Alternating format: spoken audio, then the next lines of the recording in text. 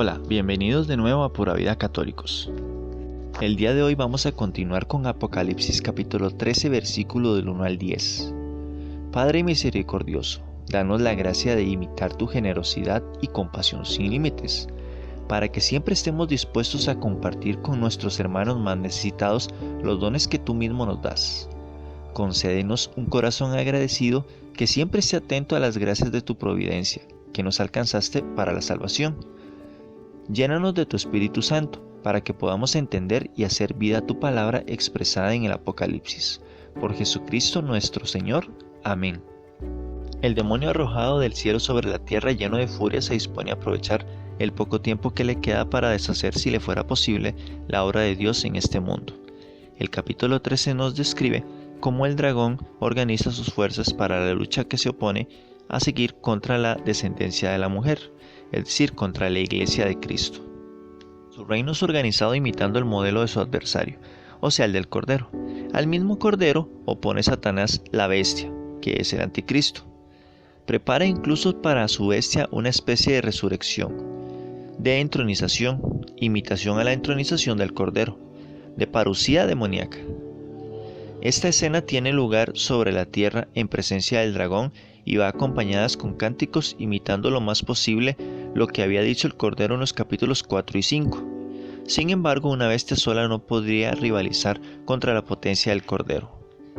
Logran seducir a muchos hombres, cifras en Apocalipsis capítulo 13, versículo del 13 al 15, sirviéndose de milagros aparentes, y los marcan con una señal. De este modo se enfrentan sobre la tierra dos ejércitos, el del dragón, capitaneado por las dos bestias, y el del Cordero. El desarrollo de la lucha seguirá un curso cuyo paralelismo son los capítulos 6 y 11. El capítulo 13 nos presenta y describe estas dos bestias, de las cuales se servirá el dragón para hacer la guerra a la tierra de Cristo. La primera bestia es el imperialismo, con sus medios potentísimos de conquista, dominio y seducción. La otra bestia representa el poder del sacerdocio pagano, especialmente el de Asia Menor, servilmente sometido al capricho de los emperadores.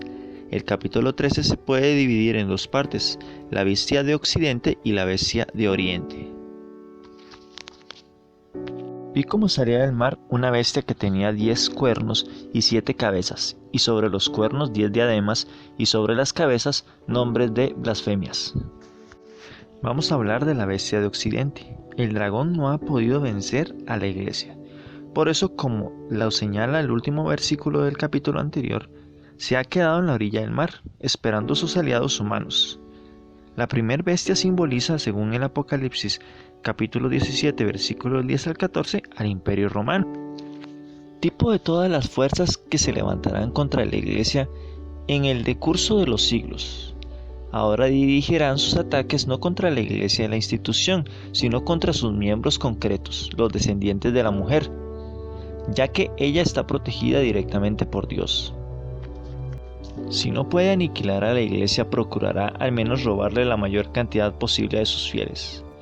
En efecto, el vidente de Patmos ve a la primer bestia venir del Mediterráneo, con 7 cabezas y 10 cuernos. Hay que tener en cuenta que las potencias del Imperio Romano era en gran parte marítima, sobre todo vista en Asia Menor. En los 10 cuernos, la bestia llevaba otras distintas diademas, y en esas 7 cabezas, nombres de blasfemias. Las 7 cabezas de las bestias simbolizan una serie de 7 emperadores que se sucedieron en el trono de Roma, y probablemente también aluden a las 7 colinas sobre las cuales está sentada la capital del Imperio Romano. Los 10 cuernos representan 10 reyes vasallos de Roma que actuaban en íntima conexión con ella en su política de persecución contra la iglesia. La identificación de sus reyes e emperadores resulta difícil e hipotética. Los cuernos en las Sagradas Escrituras simbolizan la fuerza, incluso aquí es la fuerza militar. Las coronas que llevaban las bestias significan el poder regio de los distintos soberanos. En cada una de las 7 cabezas hay un nombre de blasfemia, es decir, un nombre blasfemo. Tales debían de ser, a los ojos de San Juan y de los cristianos entonces, títulos que los emperadores romanos le daban a sí mismos, como vemos en las monedas y en las inscripciones. Algunos de ellos eran indudablemente blasfemios, Por ejemplo, Augusto, Dios, Hijo de Dios, Señor, Salvador y Benefactor. Estos títulos herían profundamente a los judíos monoteístas y a los cristianos, porque con ellos una pura criatura trataba de arrojarse atributos divinos exclusivos de Dios. Domiciano fue el primero que empezó a utilizar esos títulos en la misma Roma, en donde ninguno de sus predecesores se había atrevido a aceptarlos. Si aceptamos el título de Augusto, el emperador Tiberio se excusa en una ocasión de haber permitido que los españoles le dedicasen un templo, siguiendo en esto el ejemplo de Augusto, que había permitido erigir en Pérgamo un templo en su honor. Pero sí lo toleraba excepcionalmente, porque él sabía muy bien que era un hombre mortal. También Nerón impidió que se le dedicase un templo en Roma. Solamente los advirtió para después de su muerte, porque los honores divinos no se le daban a él, mientras viviese entre los mortales. Era la bestia que yo vi semejante a una pantera, y sus pies eran como de un oso, y su boca como la boca de un león. Diole el dragón su poder, su trono y una autoridad muy grande. En el versículo 2 nos describe el autor sagrado el aspecto exterior de la primera bestia. Era semejante a una pantera, como la tercera bestia de la visión profética de Daniel. Cifras en Daniel capítulo 7 versículo 6. Con esto tal vez San Juan quería significar la astuta agilidad y la crueldad felina propias de la fiera. Las patas eran parecidas a las de un oso, a lo que quiere indicar la potencia irresistible de sus acometidas. Esta nota distintiva corresponde a la segunda bestia de Daniel, cifras en Daniel capítulo 7 versículo 5. La boca era como la de un león, la cual, arrojándose impetuosamente sobre sus víctimas, la deshace y la tritura con sus poderes de mandíbulas. También la primera de las 4 bestias de la visión de Daniel era semejante a un león, cifras en Daniel capítulo 7 versículo 4. Por consiguiente, la descripción que nos da San Juan de las bestias del Apocalipsis está compuesta con elementos tomados de las 4 bestias de Daniel, y se inspira evidentemente en ella.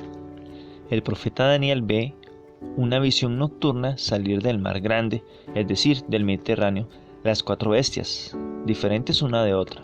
La primera era como un león con alas de águila, la segunda era semejante a un oso, la tercera era como un leopardo con 4 cabezas, y la cuarta era diferente de todas, era terrible, espantosa, sobremaneramente fuerte y armada con dientes de hierro y tenía 10 cuernos. Estas bestias representan los otros tantos reinos, cifras en Daniel capítulo 7 versículos 17 al 26, que se levantarán en la tierra antes de que llegue el reino de los santos.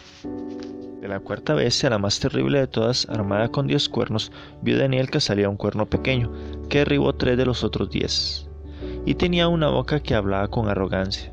La cuarta bestia simboliza el reino seleucida, imperio helenístico sucesor de Alejandro Magno, cuya capital era Babilonia y posteriormente Antioquía, del que salió el pequeño cuerno. Antíoco IV Epifanes, tan arrogante que se levantará contra el Altísimo, pretenderá abogar su ley y perseguirá a todos los santos durante un tiempo, 2 tiempos y medio tiempo, o sea, durante 3 años y medio. El autor del Apocalipsis reúne los diversos elementos de estas 4 bestias para comprender la figura de su terrible bestia. Las 7 cabezas de esta son la suma de las 4 cabezas de la tercera bestia de Daniel, más las cabezas de las 3 restantes fieras del profeta. La bestia del Apocalipsis forma, pues, en síntesis a las 4 bestias de Daniel, con lo cual el vidente de Patmos parece querer indicarnos que esta espantosa bestia reúne en sí lo peor de todos los siglos que han podido contemplar las fuerzas organizadas opuestas de los planes de Dios.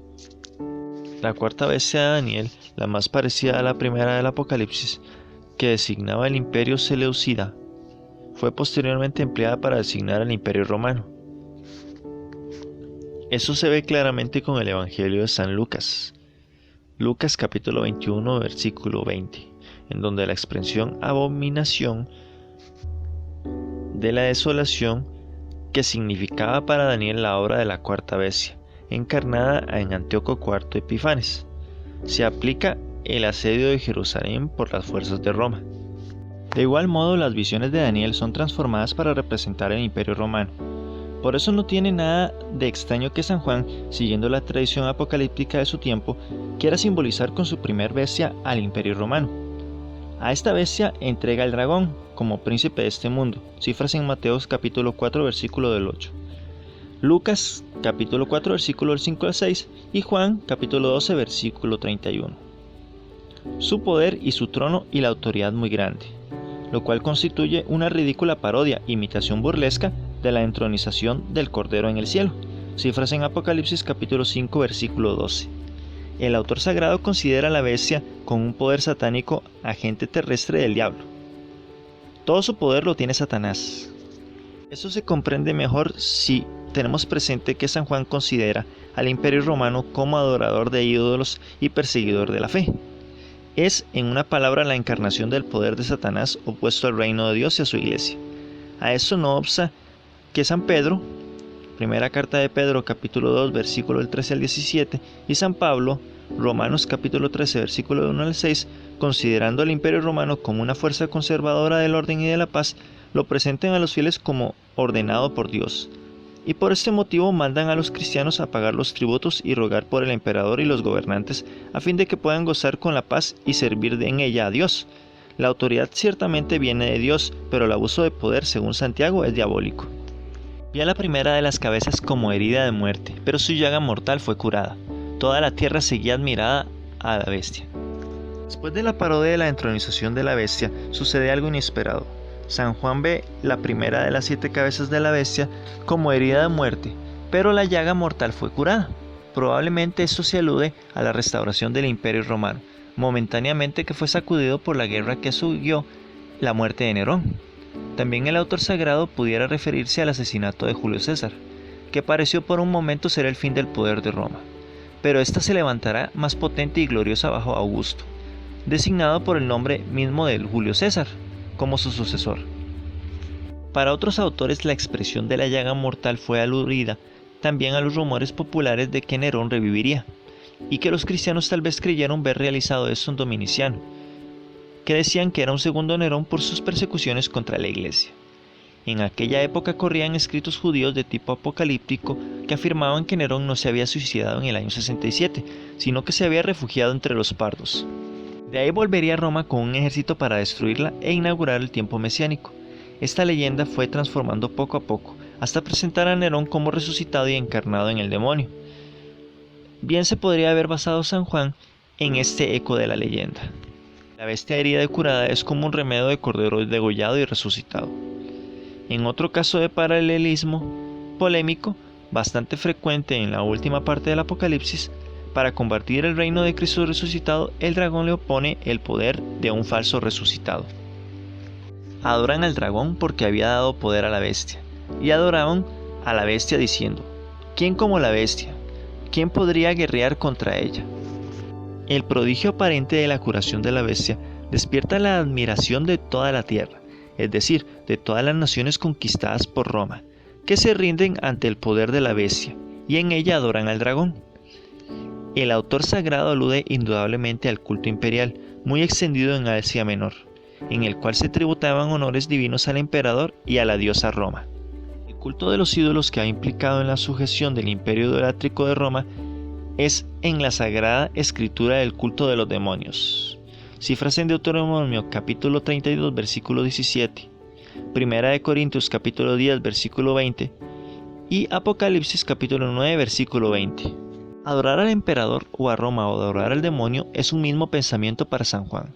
Los emperadores romanos, aceptando los títulos divinos y permitiendo la erección de templos en su honor, obligaban a los súbditos a dar culto al poder romano y en último término al demonio.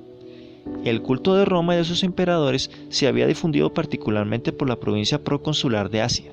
En una inscripción se saluda a Augusto con las expresiones de Zeus paternal y salvador de todo el género humano. El mundo se inclina ante la fuerza bruta del Imperio Romano y se somete de cuerpo y alma al principio que lo inspira. Este, para el autor del Apocalipsis, no es otro que el dragón.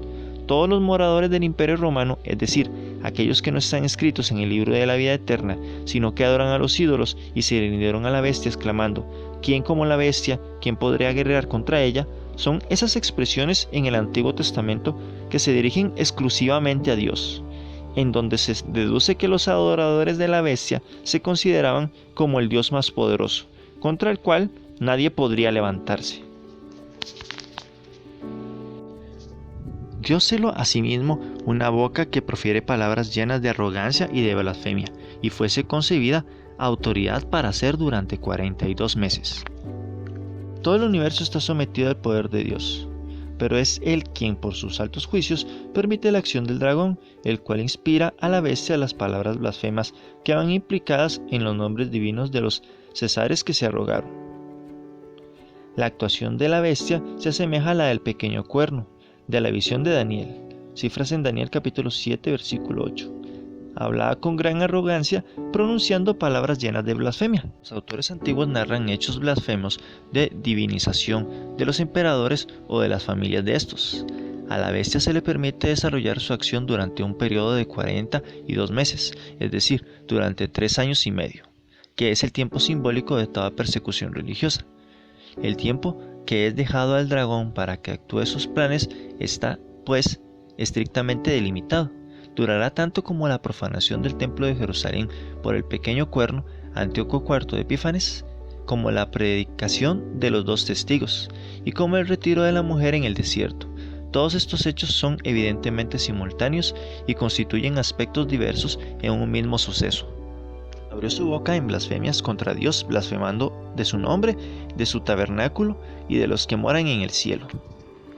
Las pretensiones de los emperadores romanos a ser divinizados constituían una suplantación a los derechos de Dios y un gravísimo insulto contra los santos que le aclaman en el cielo como tal. San Juan, profundamente irritado ante semejante pretensión, la considera como una blasfemia contra Dios, contra su santo nombre y contra su tabernáculo. El tabernáculo se identifica aquí con el cielo, concebido por el autor del Apocalipsis a semejanza del templo de Jerusalén. Esta actitud blasfema de la bestia corresponde perfectamente a la realidad histórica que se nos es conocida por los autores antiguos. Se nos habla de la arrogancia del emperador Domiciano, el cual dictó en cierta circunstancia una circular que comenzaba allí de El Señor y Dios nuestro os dice. Y después estableció de que se llamase y se designe con ese título tanto por escritos como en la conversación. La madre de Domiciano era llamada la Madre de Dios y Reina del Cielo, y el hijo mayor Domiciano, muerto a los 2 años, era representado sentado en lo alto del cielo como un trono en actitud de juzgar junto a las 7 estrellas. La religión imperial constituiría en adelante el armazón del régimen. El culto imperial llegó a ser con el tiempo la muestra de lealtad del imperio. Los cristianos, los santos, por rehusar prácticas de religión idolátrica del imperio, eran considerados como enemigos del Estado, como anarquistas que atentaban contra la seguridad de la nación.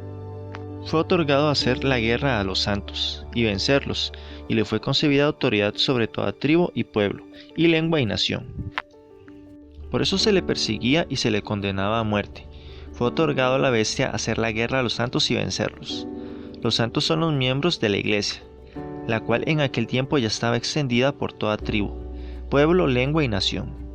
Dios permite que la iglesia sea perseguida y muchos de sus miembros muertos porque la tribulación sirve para ser purificados y también para mostrar su grandeza. La virtud, como decía San Pablo, se perfecciona en la flaqueza. Cifras en 2 Corintios capítulo 12 versículo 9. Pero si bien las persecuciones hacían a muchos cristianos que fuesen abatidos, nunca pudieron abatir a la iglesia en cuanto tal.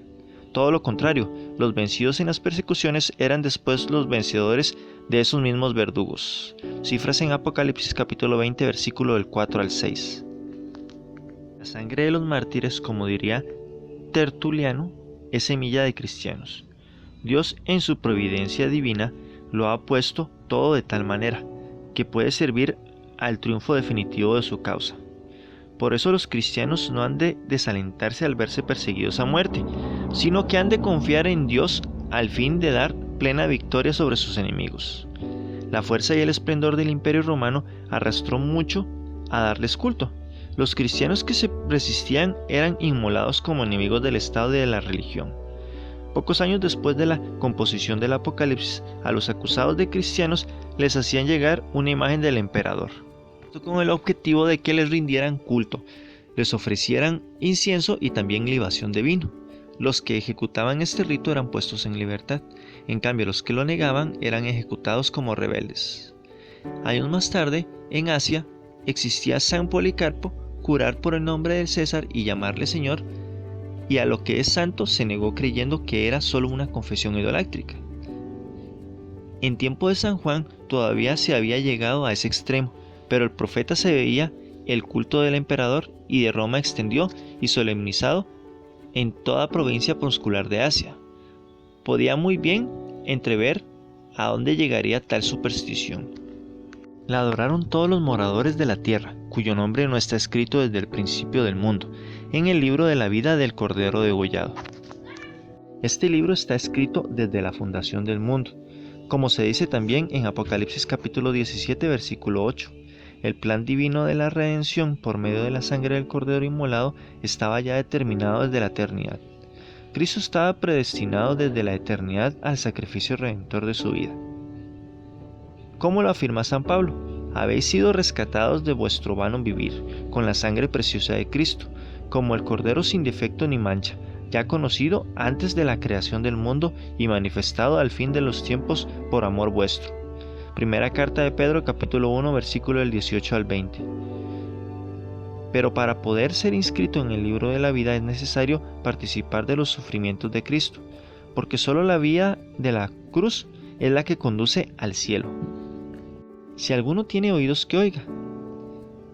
Esta expresión con la que quiere llamar la atención de los cristianos de Asia sobre los peligros que amenazan, San Juan le había empleado esta misma frase ya antes a las 7 iglesias. Cifras en Apocalipsis capítulo 2, versículo 7. Jesús también las usa en varias ocasiones. Cifras en Mateo capítulo 11, versículo 15. Mateo capítulo 13, versículo del 9 al 43. Los oídos para oír no designan los oídos corporales, sino la voluntad de escuchar la palabra de Dios que se propone. El autor sagrado tiene ante los ojos la lucha que se acerca, que han de ser afrontada por los fieles, no con la fuerza de las armas, sino con el sufrimiento, abrazándose con la cruz a que cada uno le toca y que tiene preparada por el Señor. Esta puede ser el destierro que él mismo está sufriendo en Patmos, o la muerte que muchos ya habían sufrido. Los cristianos han de aceptar con fe y paciencia las persecuciones, que en los planes divinos están destinados a perfeccionarlos y a manifestar su virtud. Si alguno está destinado a la cautividad irá. Si alguno mata, por la espada morirá. En esto está la paciencia y la fe de los santos. La razón por la que San Juan anuncia a los fieles sufrimientos y hasta la muerte, con frases un tanto enigmáticas. Si alguno está destinado a la cautividad irá. Si alguno mata por espada morirá. No se trata aquí de la ley del talión, porque rompería evidentemente la marcha del pensamiento. Se trata de una grave advertencia del vidente de Patmos hecha a sus lectores acerca de lo que va a ocurrir. La advertencia de los versículos 9 y 10 está tomada de Jeremías, cifras en Jeremías capítulo 15 versículo 2. ¿Qué le da otro sentido? El profeta amenaza al pueblo israelita pervertidor con la cólera de Dios. Unos morirán de peste, otros al filo de la espada, otros perecerán de hambre y otros serán llevados cautivos. Pero este será efecto de justicia divina, que por los medios castiga las iniquidades de su pueblo, mientras que en el Apocalipsis es la misericordia de Dios que se propone por los mismos medios coronar a sus fieles con la corona de la gloria. La traducción literal admite otra interpretación. Quien haya de ir a la cárcel, vaya a la cárcel. Quien esté destinado a morir a espada, muera por la espada. No devuelvan mal por mal. La mansedumbre es la victoria del cristianismo. La persecución promovida por los agentes del culto imperial pondrá a prueba la paciencia y la fe de los santos. Si saben soportarla por amor a Jesucristo, les alcanzará la vida eterna. El Salvador había anunciado en diversas ocasiones a sus discípulos que tendrían que sufrir persecuciones y pruebas de todo género por su nombre. El Salvador habría anunciado en diversas ocasiones a sus discípulos que tendrían que sufrir persecuciones y pruebas de todo género por su nombre. Pero las persecuciones serían ocasión para dar testimonio de Jesucristo y así manifestar la verdadera calidad del cristiano. Por su paciencia en la prueba y en la persecución salvarían sus almas. Cifras en Mateo capítulo 5 versículo del 11 al 12. Mateo capítulo 10 versículo del 22 al 23, Lucas capítulo 21 versículo del 12 al 19. Debemos estar dispuestos al martirio, porque nuestro reino no es como los de aquí, que se solidifican por la fuerza. Es decir, actualmente, ante eso de las licitaciones de unos gobernantes que pretenden eliminar los valores cristianos referidos a la familia, la vida y la educación de los hijos, imponiendo sus criterios ante un pueblo pacífico. Y con esto terminamos el video de hoy. Si les gustó, denle me gusta, denle la campanita para recibir todas las notificaciones, compartan el video con los amigos y nos vemos en el próximo video.